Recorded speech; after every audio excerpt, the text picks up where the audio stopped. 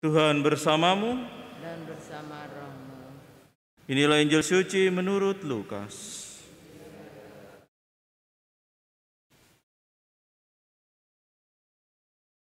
Pada suatu ketika, selesai mengajar, Yesus diundang seorang Farisi untuk makan di rumahnya.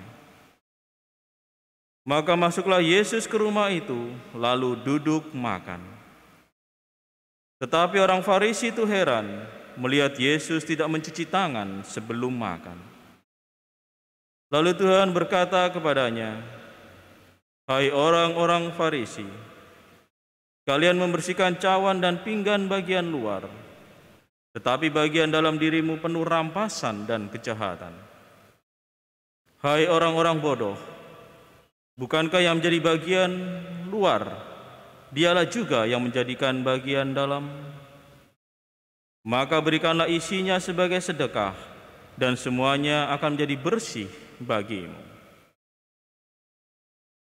Demikianlah sabda Tuhan.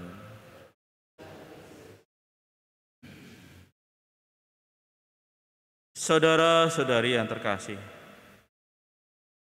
Tuhan melihat isi hati manusia, bukan tampilan luar dari manusia. Yang dikehendaki oleh Allah ialah hati yang bersih, bukan bagusnya penampilan luar diri manusia. Inilah yang menjadi kritik dari Tuhan kita Yesus Kristus kepada orang-orang Farisi, ahli-ahli Taurat, pemuka agama, atau orang-orang yang ada di sekitarnya saat itu, di mana mereka lebih sibuk untuk mengurusi bagusnya penampilan luar diri mereka, citra diri mereka, popularitas diri mereka. Mereka disibukkan oleh semuanya itu, lupa akan yang esensi dari diri manusia, yakni kebersihan jiwa, hati, dan pikiran. Hal ini termuat bagaimana dalam menyikapi perihal mencuci tangan. Mereka sibuk untuk melihat bagaimana cuci tangan itu menjadi penilaian di dalam diri. Mencuci tangan, mereka melihatnya sebagai aturan keagamaan. Inilah yang menjadi kritik Tuhan, bahwa mereka tidak melihat mencuci tangan sebagai sebuah kesehatan belaka, tetapi diangkat sebagai ritual keagamaan. Hidup keagamaan dari orang-orang Farisi, ahli Taurat, pemuka agama itulah yang menjadi kritik Tuhan, di mana mereka lebih disibukkan tentang halal dan haram, najis dan tidak najis. Sebagai organisasi yang ada berkembang pada saat itu, mengeluarkan tentang aturan-aturan mana yang halal dan haram, mana yang najis dan tidak najis, mereka justru lebih disibukkan untuk melihat orang-orang melakukan aturan-aturan keagamaan, dilihat dari sikapnya akan hal itu.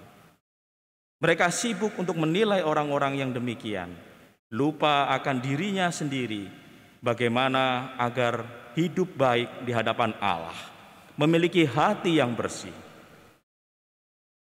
Bukankah lebih baik kita semua diminta untuk senantiasa lebih memperhatikan isi hati kita daripada sibuk melihat orang lain? Disinilah yang hendak diajarkan oleh Tuhan kita Yesus Kristus, bagaimana kita semua diminta untuk lebih memfokuskan isi dari hati kita.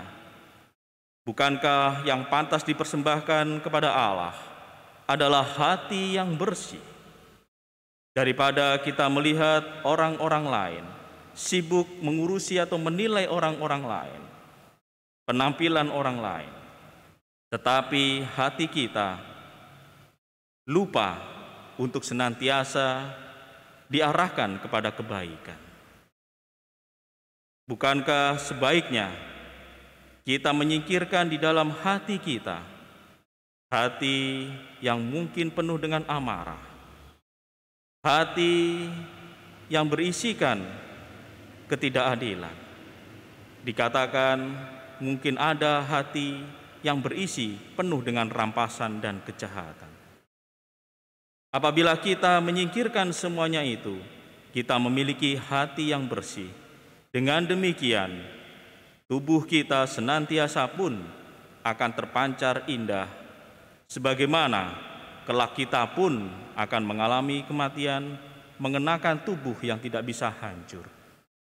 Ketika hati dan jiwa kita senantiasa diisi dengan kebersihan sikap dan perbuatan, dan itu akan memancar di dalam diri kita sebagaimana seperti orang-orang kudus mengenakan tubuh kemuliaan.